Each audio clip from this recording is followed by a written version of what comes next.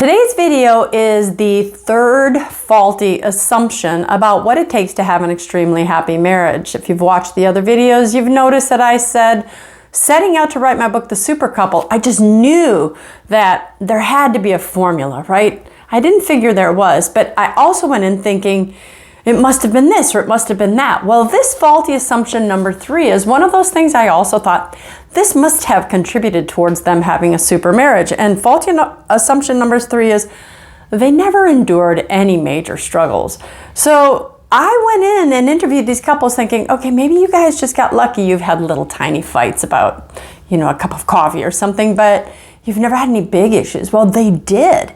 They had to deal with one wife had a nervous breakdown. Another one had a bipolar mother who moved in at the onset of their marriage and tried to break them up. We've had bankruptcy. We've had some really huge issues. But that proves that my assumption that they didn't have to deal with anything difficult had to do with their superness. It did not.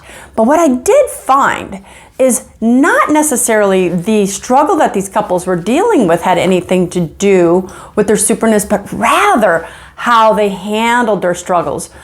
Super couples, when I asked them about these things, did you ever have any major problems? Do you know that they all had to go, They said, yeah, we had problems, but and they had this extremely good ability to forget as much as they could about the situation because they knew that to linger in it, to dwell in it, to ponder it would bring back the feelings that they experienced when they first were going through those issues. They said they were pure hell years for them.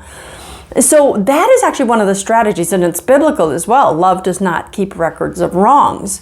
What I found is that they said, yeah, when your mom lived with us, but recalling details, they just let go. They let go. It was a conscious choice.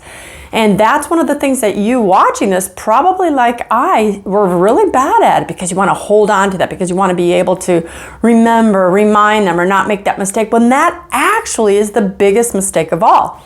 The converse is I found that people in unhappy marriages really didn't necessarily have big issues to deal with, or any more big issues, any bigger issues than these couples did. It's just that we tended to make even smaller issues seem insurmountable. How?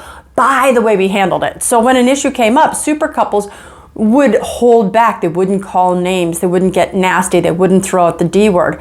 And for those of us in unhappy marriages, even smaller issues would make us scream or yell or throw out bad words or start thinking that the person was a bad person. You're just rude. You're mean. You're a jerk. You're this, you're that. And those things built on each other and made the marriage get worse and worse and worse. So it's so funny. Super couples dealt with just as big of issues as those of us in regular marriages. But in my own marriage, for instance, my kids were healthy, they were thriving, they were beautiful kids, they did well in school, they married good people, we always had food on our table, we had all of our needs met and even some of our wants.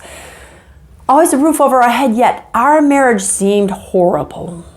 It seemed horrible. It was because of how he and I communicated when there were difficulties. And that, based on all the clients I see, is true for many of you as well. Do you discuss these issues? Do you not? Do you deal with them? Do you not? How do you discuss them? How do you deal with them? Are you loving? Are you forgiving? Or are you just all out weapons and you're just protecting yourself and throwing names and arguments and deflecting from your spouse? So faulty assumption number 3, that they didn't deal with any big issues, is a big no. They dealt with the same things we deal with, and in some cases worse, at least in the people I interviewed. And yet their marriages were still extremely happy. So we can learn a lot from them. It's not what we go through, it's how we choose to deal with them as we do go through them. Seems kind of short, seems kind of easy, but I need you to know these things so that when you're in the midst of a negative situation, a negative season, that you're not going, I married the wrong person only because, no, you can change that. You can change your behaviors, and your spouse watching you can change his or hers, because that's when A changes, B can no longer take place, because now you're doing F. So I got to do G. oh, we actually have much more power in changing others than we realize. So you're not powerless.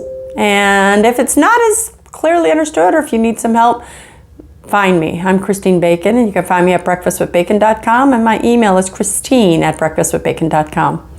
So this is today's informational bacon bit. I look forward to seeing you next time when I talk about the next faulty assumption.